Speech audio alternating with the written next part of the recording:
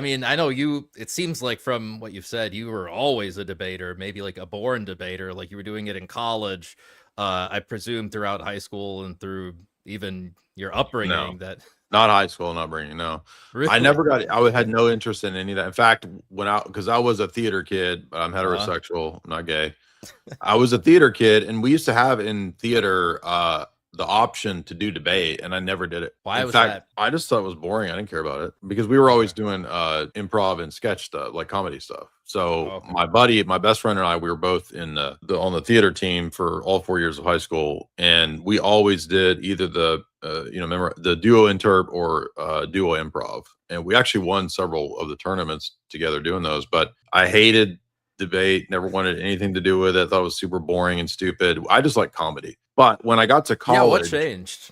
well, when I got to college and I got into apologetics and philosophy, this is like age 18, 19, 20. I came across Greg Bonson, and I'd never heard a debate between a Christian and atheist before. So this was brand new to me. My first introduction. It wasn't like there used to be these evangelical dudes that would do some of that back in the day, like Josh McDowell, like he has that, the big book Evidences that Demand a Verdict. And that was very popular in the late 90s when I was first getting into reading the Bible and going to evangelical churches. But I don't remember seeing any debates with, and it would have been evangelicals versus atheists or whatever. So Yeah. it did exist, but it just wasn't really a thing because you'd have to be watching a VHS or getting like a tape cassette. And the first debate I heard was Greg Bonson's cassette tape debate versus the atheist Gordon Stein.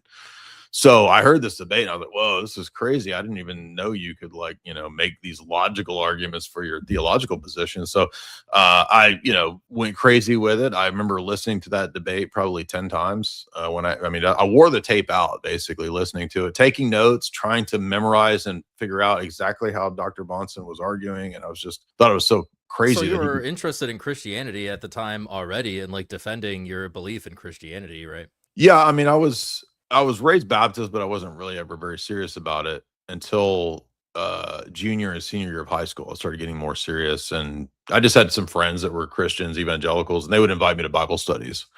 And at first, I was like, because it was very fluffy evangelical, and it's like everybody's singing the songs and the Like, praise what and does this worship stuff. passage mean for you today? And like that kind of I thing, mean, right?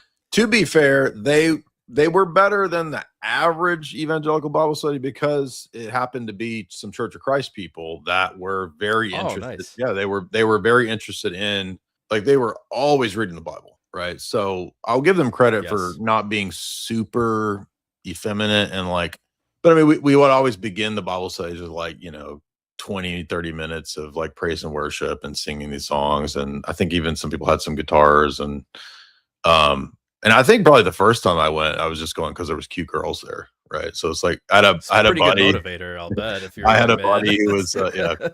I had a evangelical buddy whose girlfriend went there, and he was like, "Hey, dude, you should come to the Bible study at my buddy's house. There should be some girls there." I was like, "Oh, yeah, sure, whatever." Um, this and then guy I actually, Ryan Kelly says sold me. but I actually started getting really interested in the Bible parts, right? So Uh-huh. like we would be reading the scriptures, and I'd never really paid attention to the Gospels when growing up or whatever. So I got really interested in the Beatitudes, and I remember we would sing the Psalms, and I was like, oh, these are interesting. I like these Psalms. And I remember the first Bible book that really hooked me was Proverbs because I'd never read Proverbs, and so I was junior, senior in high school. And I remember reading through all the Proverbs. I was like, wow, this is really fascinating. Never paid attention. I should have been listening to the Bible the whole time. But um, anyway, so I remember going to basically because if you grow up in a small town in the Bible Belt, all of your friends are from various denominations. So you're going to have Church of Christ friends, you're going to have charismatic friends, you're going to have Baptist friends, you're going to have Anglican Episcopal friends, etc. Right. So you're going to have all these friends across Methodists. And I remember, we basically would go every week to one of our friends' different churches. So that I think eventually got me wondering, well, which one of which one of these is the church? Because I think when you're Protestant evangelical, you think, well, we're all the church, bro.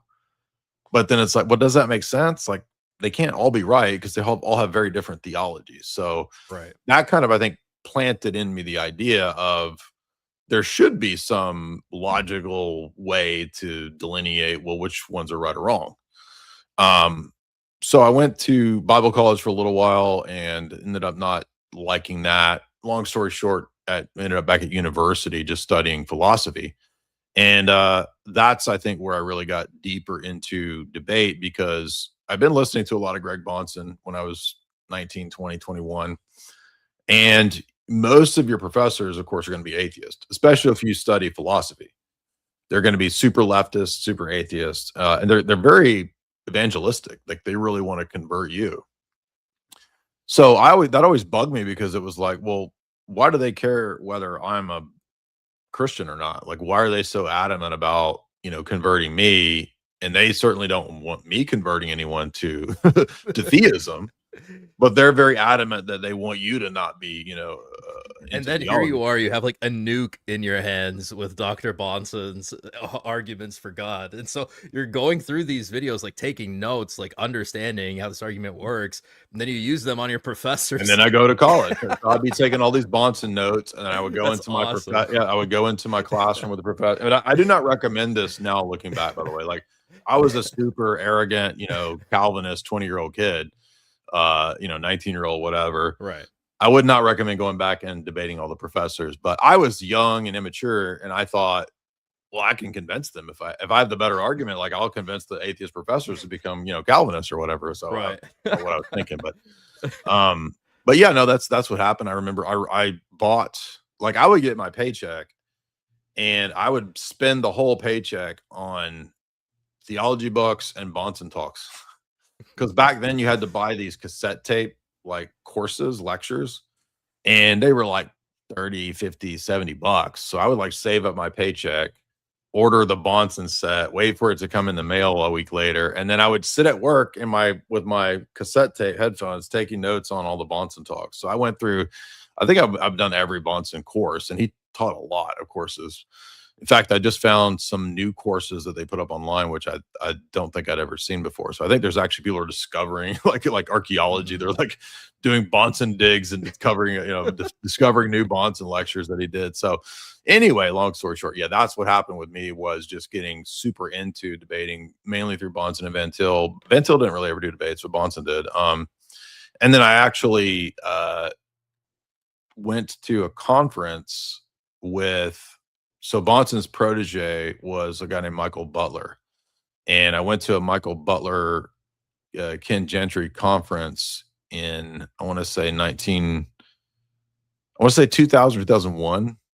And that was the first in-person debate that I've ever seen with a theist atheist. And so Michael Butler, like I said, Bonson's protege, debated the guy who was like the head of like Atheist Society or something. And I thought it was so much fun. It was awesome. It was like, 100, 200 people, atheist Christian debate. It was formal. It was awesome. My first in-person debate. So I think from that point on, I was just fell in love with debating.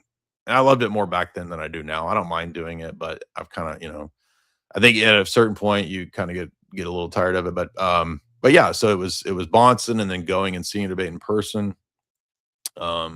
Those are the things that really got me into debating.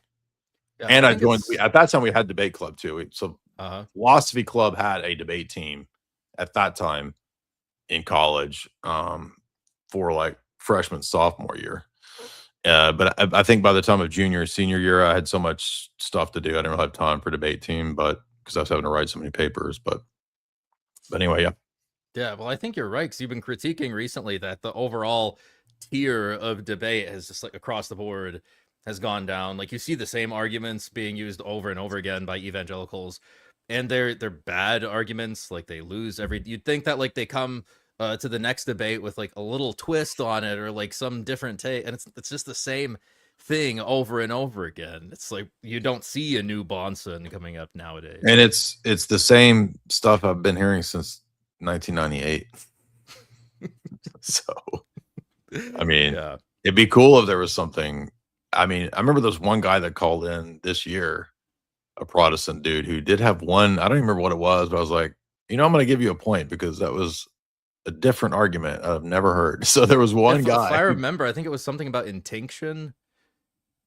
He was talking about, I think it was some method of the receiving the Eucharist, and I might be wrong on that. Well, it was something to do with the way that Old Testament sacrifices were conducted, and I don't even remember what it was, but it was just a good question. It wasn't like a thing that refuted orthodoxy and proved Protestants. It was just like the first time I've heard a Protestant have an, interesting, insightful take. And one reason I think that is unfortunate, that might be the reason for this, is if you go back to the 90s and the 2000s, even though the internet was becoming very, omnipresent, it still wasn't. And most people's connections were slow. So you didn't have video stuff and audio stuff everywhere. You had articles. So that era, people were still reading all the time, especially in the theology world. And I think nowadays, I don't think any of these people read. I think that they punch up on AI summaries. I think they watch YouTube videos, and they don't read these books. So I think that's another major reason for the decline in the quality of debates.